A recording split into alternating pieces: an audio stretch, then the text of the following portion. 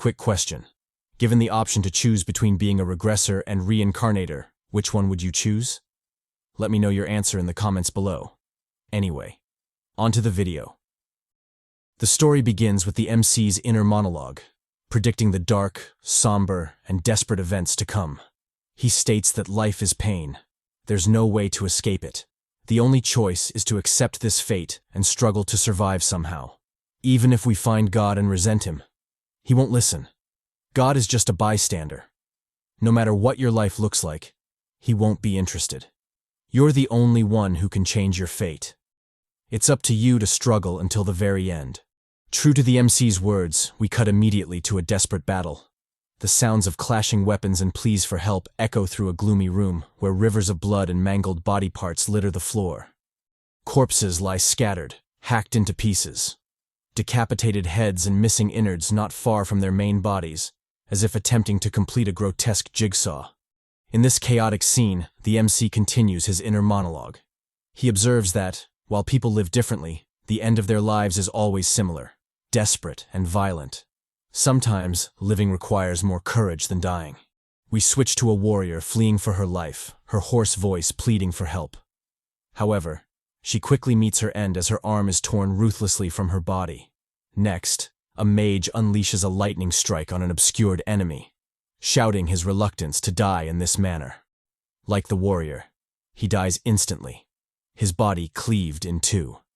Another male warrior wielding a great hammer has his head split open, brain matter splattering everywhere. And yet another warrior is savagely torn apart, helpless against the foe. Finally, the MC yells at the group not to scatter, warning them that the enemy is targeting the lone stragglers. He calls out to Maytal, urging her to limit the enemy's movement. She responds by casting an ice spell, trapping the enemy's legs in a block of ice. Panting and visibly exhausted, Maytal calls out, urging them to hurry, as she can't hold the spell for long. Two comrades, Stepan and Wade, answer her pleas, immediately charging the enemy. Stepan urges Wade to hurry, but Wade retorts, telling Stepan not to give him orders and to focus on his own task. True to their words, the duo blitz past the enemy, tearing off its arms. The grotesque creature shrieks in agony as green, alien blood spurts from its severed limbs. Seeing the immobilized and injured enemy, the rest of the party charges in. They can't afford to give it time to recover. Watching their reckless move, the MC shouts at them to retreat, warning it isn't the right time to attack. But his warning comes too late. The cornered alien responds immediately, growing numerous tentacles from its severed arms that lash out like lethal whips. In a swift motion, it sends them whipping through the battlefield. The result is catastrophic. The reckless party is shredded to pieces as if run through a grinder. Heads are severed, limbs are slashed, and the battlefield becomes a symphony of carnage, with blood and body parts scattered everywhere. As this bloody spectacle unfolds, the surviving members watch in horror. Wade curses the reckless fighters, calling them fools for charging in. Maytal, shocked silent by the gruesome scene, is at a loss for words. The MC takes the lead, instructing everyone to move back. If they rush in carelessly again, more people will die. He resolves to finish the battle himself. With his trusty sword in hand, he charges forward. Noticing him, the alien focuses its lashing tentacles on him, trying to shred him to pieces. But our MC proves formidable, deflecting the alien's attacks with minimal movements as he charges forward. He estimates the tentacles to be about 20 meters long, posing a problem due to their incredible hardness and speed. Without his sword, he would have been shredded ages ago. Realizing he can't keep deflecting the tentacles, he decides to gamble. Activating his active skill, Heist, he swiftly lunges forward, dodging and parrying the tentacles. Finally escaping the deadly tentacles, the MC lunges at the alien, his sword poised to strike. Panicked by his relentlessness, the alien unleashes its trump card. Its grotesque brain splits open to reveal a hidden eye. The eye powers up, preparing a psychic attack. To the MC and the party members' horror, the attack lands, kicking up a windstorm and a cloud of dust. Maytal calls out the MC's name, her voice laced with worry. But her concern is unnecessary. The MC, Jeong Hyeok, narrowly dodged the attack and now hovers above the alien. Wasting no time, he reappears behind the alien, radiating an intense aura. Activating his skill Julian's sword, he slashes the alien in half. and its anguished screams fill the room. Amidst the spurting green blood and spilling innards, Jeong Hyeok strikes a calm pose, having finally ended the desperate battle. The surviving party members cheer, elated to have survived. An aerial view of the battlefield reveals the extent of the desperation, particularly in the aliens' final attack. A system notification sounds, noting the mission's completion. The goal, kill the fast one, has been accomplished, and rewards will be distributed. Random skills or characteristics are offered as the first reward, and 10 souls are awarded as the second. Deeming his task complete, Jeong Hyeok sheaths his sword and instructs the party to take the souls, heal the wounded, and, most importantly, leave before the alien respawns. As they gaze at the mangled corpses of their former comrades, the party feels solemn. More than half of them have been wiped out, all killed from a distance. Wade remarks on the alien's intelligence. It used ranged attacks to keep the party from getting close. Turning to the MC, he calls him amazing for dealing with such a beast. The MC, ever calm, replies that they don't have time for sadness. They must regroup and move to the next room. But his words are cut short by a sharp pain in his back. Turning around, he is shocked to see a sword stabbed through him. Stepan and Maytal, noticing the sudden change, call out his name, worry in their voices. Unbeknownst to them, more backstabbing bastards are creeping up. The backstabber mocks the MC, thanking him for bringing him this far. Without him, he would never have made it. As he gears up to say more, the MC, furious and brimming with killing intent, clasps his palm over the traitor's face, calling him a traitor and promising to kill him. The traitor panics, stuttering that he was just following orders, and calls to Wade for help. The treacherous Wade acts swiftly, drawing his sword and slicing off Jeong Hyeok's arm, shocking him. The rest of the traitors act as well, stabbing the MC with their swords.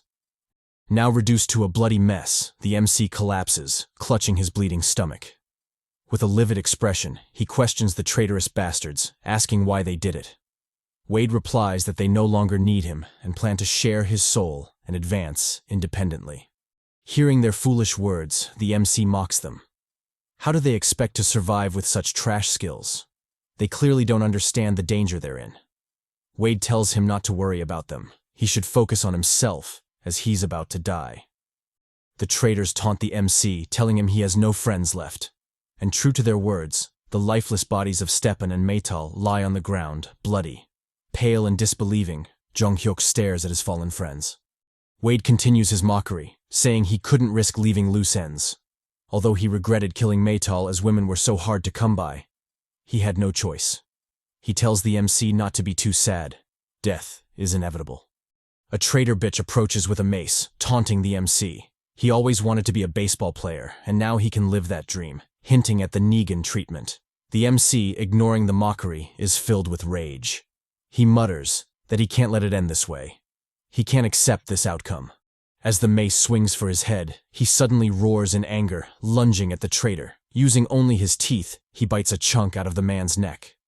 Wade panics, yelling at his men to stop the MC before he can use his skills. But the MC is already fighting back. He draws his sword and decapitates one of the traitors. He turns swiftly, chopping off another's head, blood spraying around him. Before the head lands, another traitor stabs him in the back. Ignoring the wound, the MC decapitates this traitor too. One of Wade's main fighters lunges, slicing off Jeong Hyeok's remaining hand. Seeing the MC's weakened state, Wade steps in, determined to finish him. With a swift swing, Wade beheads Jeong Hyeok, sending his head flying. The MC's severed head rolls on the ground before finally coming to a halt. His eyes remain open, his defiance evident. Panting and exhausted, Wade curses the MC for fighting so relentlessly. But it's over now. There's no coming back from a severed head. Observing their fallen comrades, the traitors lament their dwindling numbers, but decide to push forward. In this brutal world, they can only keep fighting. Wade glances at Jeong Hyeok's body, conceding that he might have been the one to end their shared hell. The scene shifts back to the MC's severed head. In his fading consciousness, he curses the traitors, bitter over his unfinished battle. He regrets not avenging Stepan and Maytal. As his life slips away, he laments how close he came to ending it all. But, in a shocking twist, he awakens, his eyes shooting open. Confused and frustrated, He realizes he's still trapped in this endless hell, where even death offers no escape. Lag. Taking a moment to reflect on his disastrous situation, Jeong Hyeok lies motionless on the floor. All around him, the bleak walls mirror his current state. Bleak and listless. Everything is the same, even the cursed word, lag, written ominously in blood on the wall. Suddenly, as if coming to terms with his bleak predicament, he yells. His anguished voice reverberates throughout the tiny room. He curses and yells, repeatedly striking the floor in rage. Those backstabbing motherfuckers. He promises to kill them all. After what feels like an eternity, his rage finally subsides, leaving only his labored breathing. Nothing would change even if he screamed and made a fuss. His saviors, his enemies, he wouldn't get to meet them again. That was the nature of the hell he was in. Turns out this wasn't the first time he'd died. Death wasn't new to him. After multiple repetitions, you'd think he'd be numb to it by now. But you'd be wrong. Far from getting used to it, living in that hellish place only kept getting worse and worse. Gritting his teeth in frustration, he laments having failed again. It's always failure after failure, again and again, like a curse. Welling up with rage, he punches the wall, hoping to vent his frustration. This choice, however, proves foolish, as the pain from his stunt soon follows. Holding his throbbing hand, he notes that he hasn't awakened yet, hence the pain.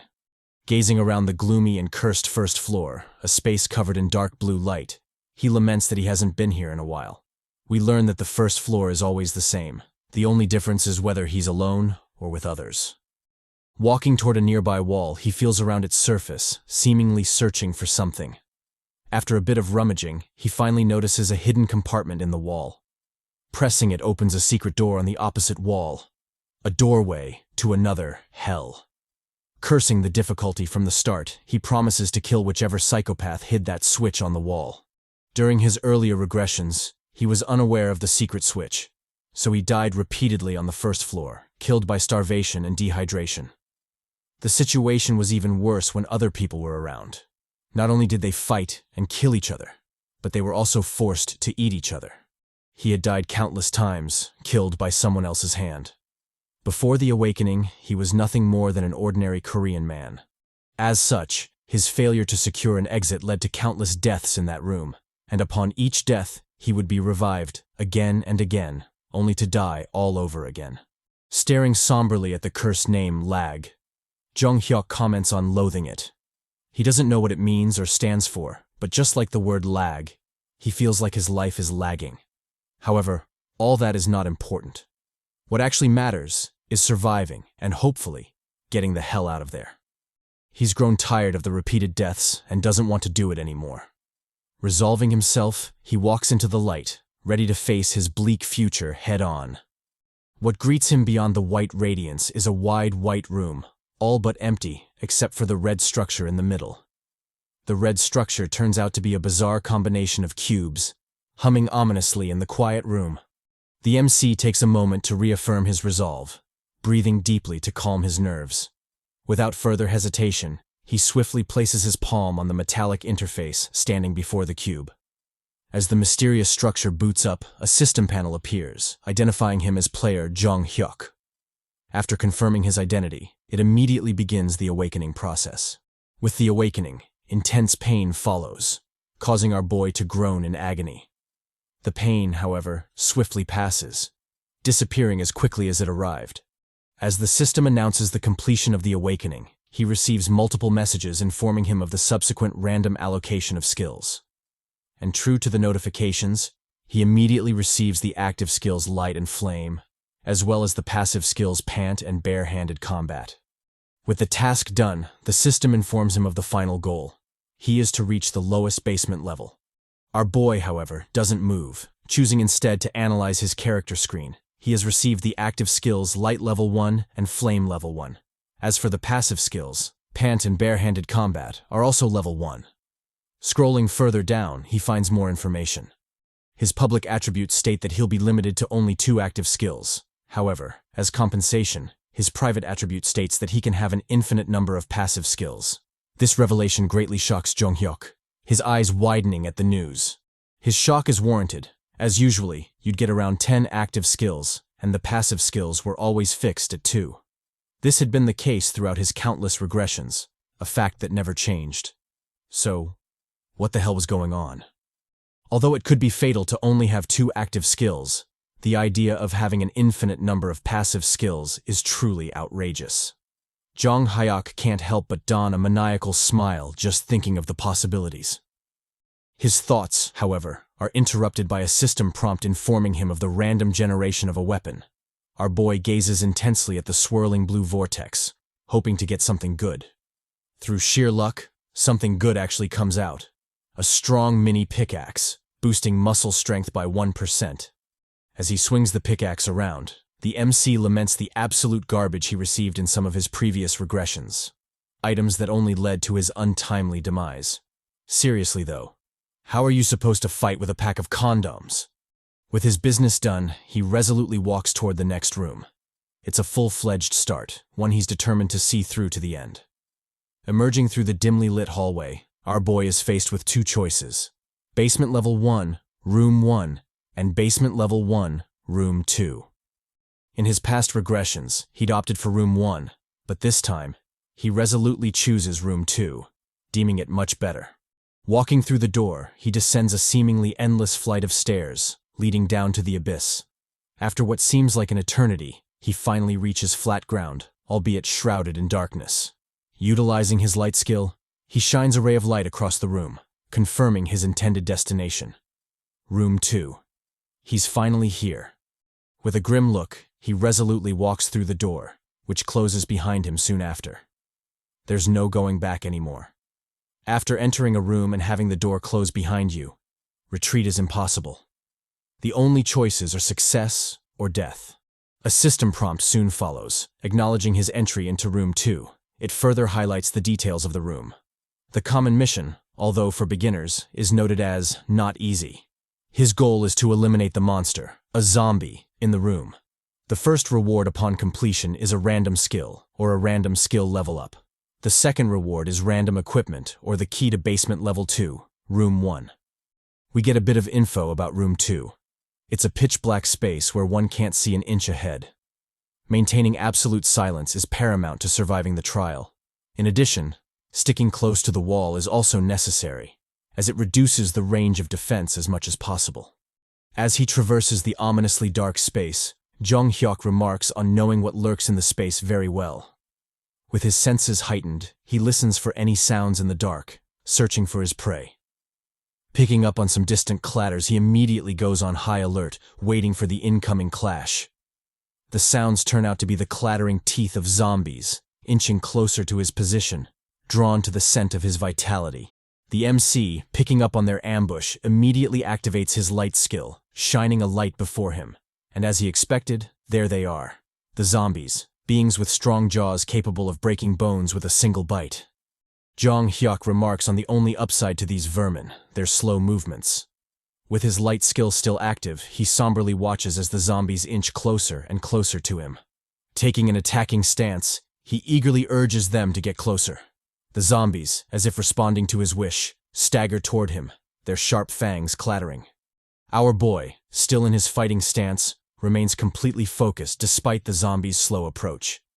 Just as they cross the 5-step mark, the zombies make an unexpected move, swiftly lunging at the MC, their earlier slow movements gone.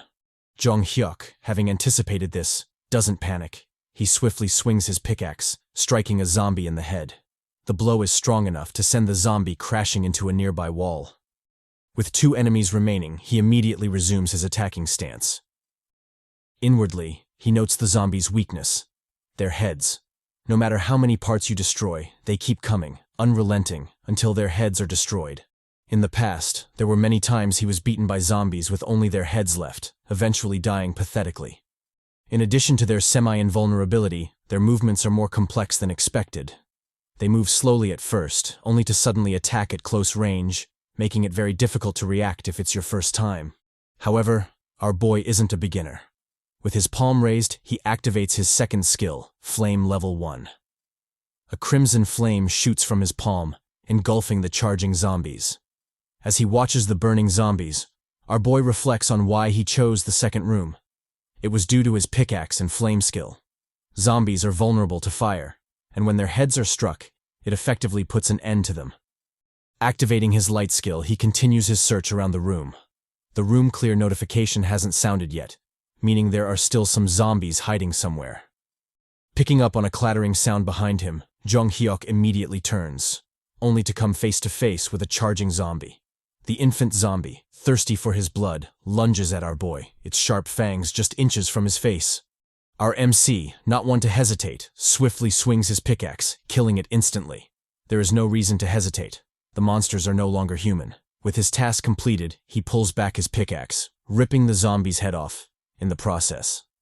Gazing at the grotesque creature, he remarks on never seeing one so tiny before.